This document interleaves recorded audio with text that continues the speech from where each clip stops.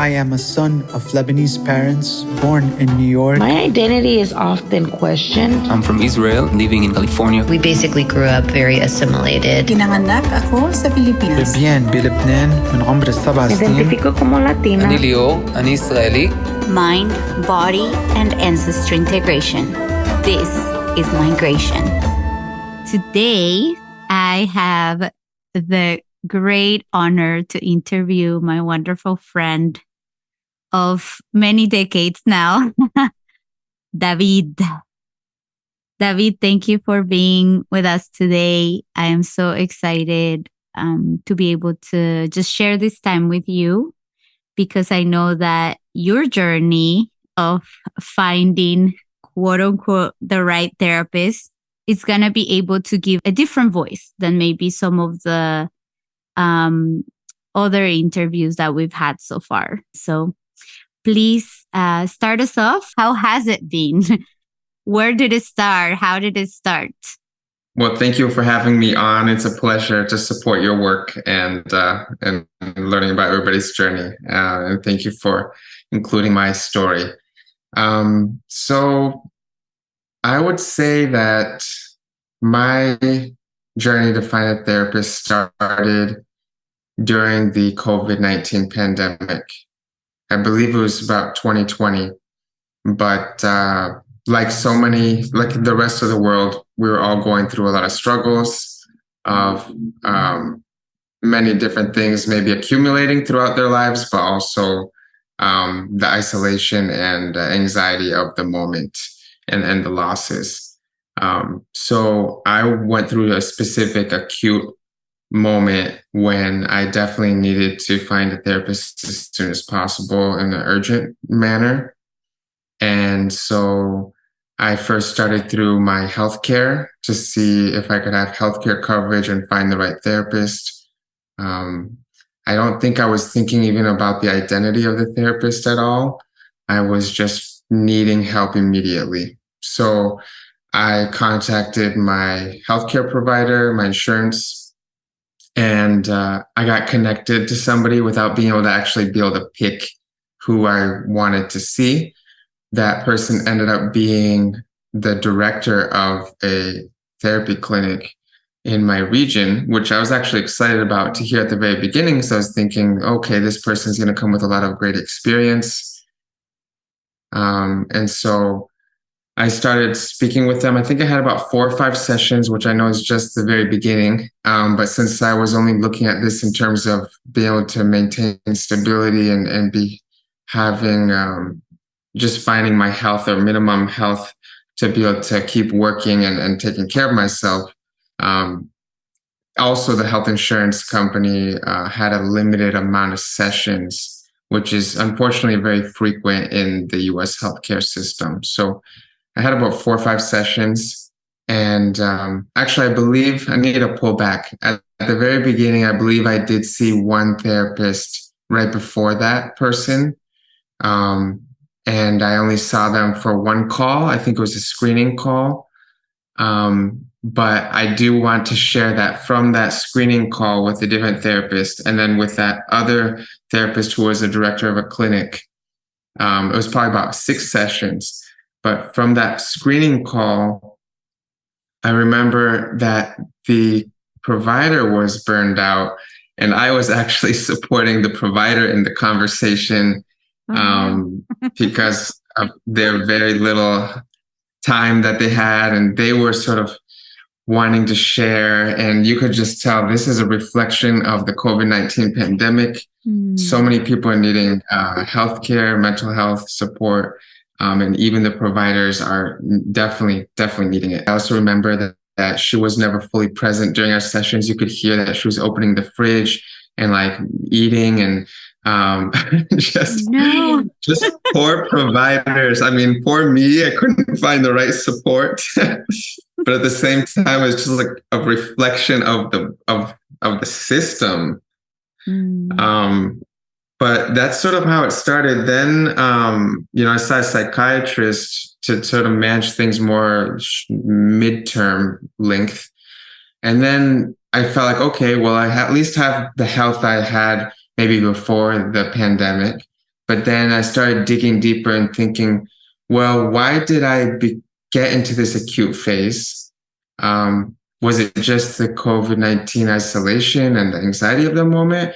And knowing people like you and other people in my life that have been able to really let me know about how to dig deeper and understand maybe past traumas or other issues that you were educated or grown up with at home or in your life experience. I've been sort of unpacking for many years, and especially when I hit that acute phase, I thought, okay, I think it's time to sort of look for a provider where I'm not necessarily in an acute phase, but I'm going to finally dig deeper and recognize what took me to this acute phase. What have I been ignoring and packing away and letting build up until it burst open? So finally, I don't know if it was in the last 6 months, actually. So I took a couple years without even looking for a therapist again, knowing that I could be seeing one and having the conversations with people, but also telling myself that I also have done a lot of unpacking, and I've been doing that since I was a teenager because of my multicultural upbringing. For some reason, the career I followed as well, working with international education and diversity, equity, inclusion, there's just a lot of self-reflection going on in there. So I know I've done a lot of that throughout my life. So I kept thinking, I'll just keep managing this myself, which I've been able to learn a lot myself. But as you know, you can't do it all by yourself, and you definitely need to have different things presented so you can reflect in different ways. So I finally started seeing another therapist. But to find that therapist, it was right when I moved across from California to Philadelphia. And I was on a new health insurance plan. I don't think that it was really actually, it's an okay support, probably even better than the California plan I was on. However, at this point, I was ready to start looking deeper and saying, okay, now I'm going to be able to pick a provider that I can identify with, that will be able to understand that it's just not my own personal history that I think I'm trying to find ways to deal with. It's also supporting my wife, who is an international medical graduate. So many different layers there in terms of immigrant, in terms of also a healthcare provider, and the stress that people go through, not just the person themselves, my spouse, but also me as a support of the spouse going through those difficult times. So I was trying to look and find, talk to my cousin. I may have spoken to you. I definitely spoke to my sister. I spoke a little bit with my brother, spoke with my wife. And I don't know how many other people, but I was first just trying to talk to people I knew and trusted, ask them a little bit about their thoughts of that process. And I also ultimately spoke to one of my cousins who was also looking for a provider. So I ended up using a website to find a provider, only because I understood that that website had a good amount of mixed different identities. And I thought that it would be a lot easier to be able to get to know and read profiles. I found somebody that related to like my Latinx identity. Also, a person is an immigrant. They also had some experience with ADHD, which is something I had never spoken with any therapist about, but I wanted to finally start unpacking that part of my identity. And yeah, I think I saw that person for, I don't know if it was for 3 months, maybe about 3 months, which is the longest I've ever seen a therapist. Had a lot of great takeaways. And then I decided one day I just wasn't able to make a session. And then I decided to never see that person again. And I was still considering maybe seeing her again. But for now, I have a whole bunch of different tools I've learned in those 3 months. And with my personality, I just feel like I can take what I've learned, practice that for a while, and then maybe come back to it. However, I understand it's also probably more beneficial to continue digging deeper and taking more time. But the cost was the other issue. So right now, it's been maybe 1 or 2 months since I haven't seen that person, but I am always reflecting on what I learned. But I'm happy to answer any of your questions. Well, I love that you laughed. You said, and I kind of stopped seeing her, and then you just laughed. I was just curious because I know when we were discussing the possibility of you sharing this journey, you were excited about sharing your journey, and you were like, yeah, I don't know if I'm like ready to seek again a therapist. Like, could you maybe talk a little bit more about that? Because you are not the only one, you're not the only person that I know that it's like, yeah, I did that and it was okay. Maybe some are like, it was great, but I'm okay. Like, whereas, I've had other folks that are just like, oh my gosh, like this is going to be for my lifetime, And so I was hoping maybe you can share a little bit more about that. Yes, thank you. That is a very good question, very relevant. In general, like I had mentioned, I almost can remember the year when I started really focusing and self-reflecting and telling myself, self-improvement, whatever I went through at home or with my family, I want to make sure that I'm not carrying this on, that I'm not going to live my life like that I'm going to find a way to be happier, to be more stress-free, to be less combative, to be, less conflict. I don't know if I was like 13 years old, and I decided even before I had my first partner, girlfriend, I was just thinking, I'm never going to get divorced. So I don't know. At age 13, I'm going to figure this out. This is why we're friends. Yeah, exactly. So I take myself all the way back there just to say that for so many years, I've been really focused and self-reflective and really self-aware of things that I can be improving on, which also have probably added to perfectionism and things that I need to work on, right? So, but I do pride myself in being able to actually be aware of and trying to truly make changes when I recognize that they're necessary. And that's the other key point. When do I recognize that, right? I hope that I do recognize many of the points that I'm going through. And I think in general I have, except for when I hit that acute phase during the pandemic. That's when I really recognized, oh my gosh, I knew, and I had even probably talked about with people that I was managing stress. And I know I had insomnia from chronic pain, so many different things causing not just physical pain, but also just constant stress.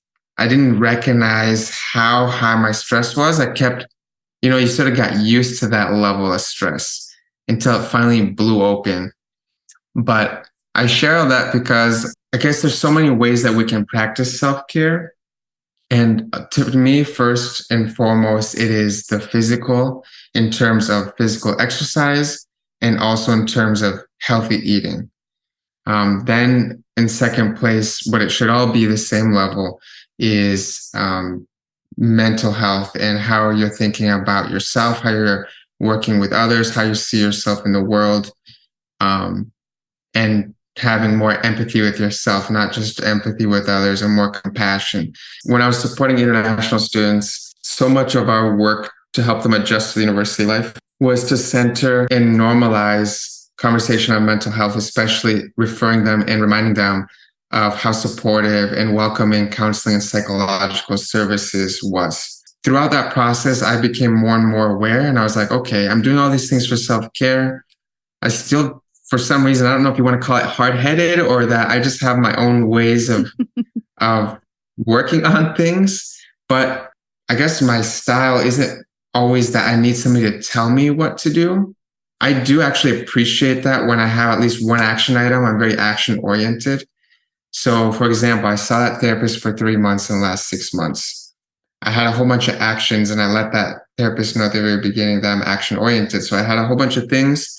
Okay, and now I have these tools. I'm taking action. I'm using them when I can, and I'm reflecting on certain things we talked about. On the other side, I see other people that almost need to be carried through it. And I feel like I'm the opposite. I feel like I'm super proactive. I don't need to be carried through almost anything. I just need one word once, And that's just enough, because I guess to me, just hearing one request or one action, the way I was raised, I guess, it's just really powerful just to hear it enough. It's just, I mean, even just to hear it once, maybe I never heard it. If I hear it once, that's already enough. I'll start going with that. And then lastly, the other thing is always just cost. I think it's just like, I'm not going to lie. I like saving money and not spending it. I spend money on my physical therapy, and I know that I could also be spending the same amount of money or more on my mental health therapy. However, I guess the last words I'll say on that is that I also feel like I'm in a good place. So with that, I don't feel like I want to continue having regular sessions. So I know that regular sessions could be good to continually dig deeper. However, when I've sort of dug deeper already, which haven't then been that many sessions, the things I was already being told, I already knew, in terms of like where certain things come from, you know, how I was raised with my parents. Because I did some freestyle therapy training, and I trained some.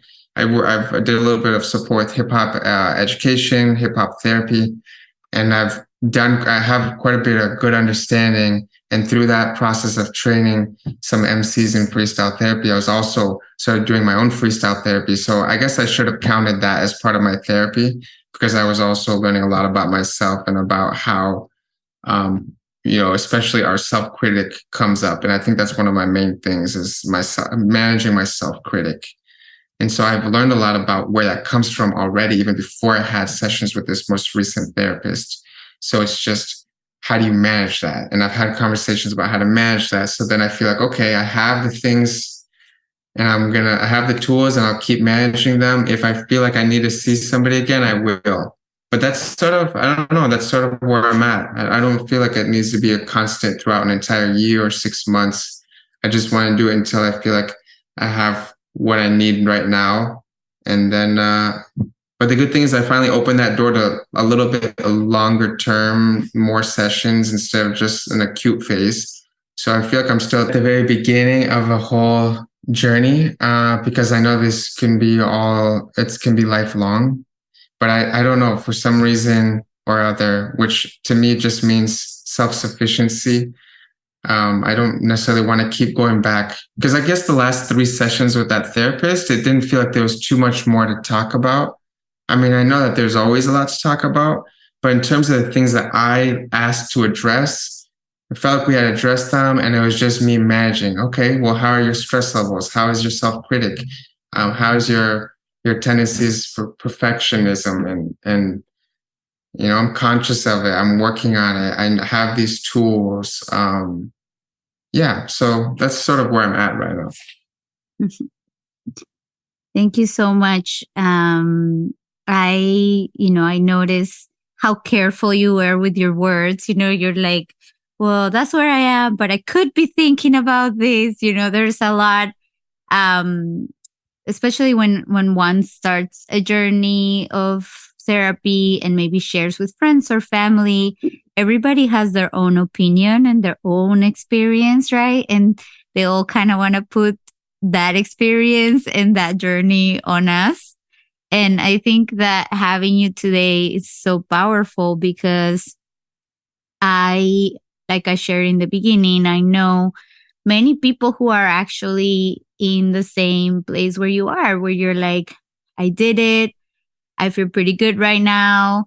I don't see therapy as necessarily as part of my, journey, but that could change. Like there is this openness and also this like acceptance of where you are at this moment, and where the gains that you had of the sessions that you did.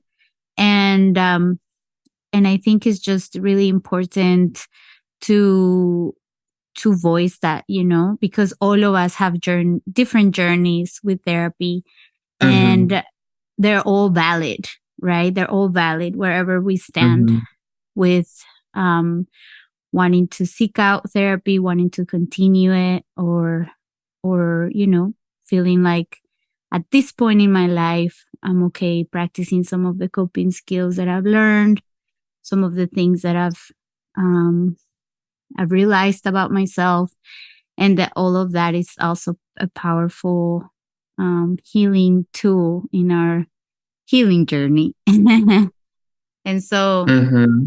I really appreciate you sharing all of that and being so vulnerable too, just sharing your own story with different topics. We know that in not just the Latin American community, but in many other communities, mental health is still a taboo. And as we continue to open up and share about our experiences, hopefully people can be and feel seen and heard, and be able to break away from the taboo, that and to know that we all have the possibility to be able to have someone who can support us for as little or as long as we want. And that, I think that's the beautiful thing about therapy, is that you have agency, right? You talked about self-sufficiency.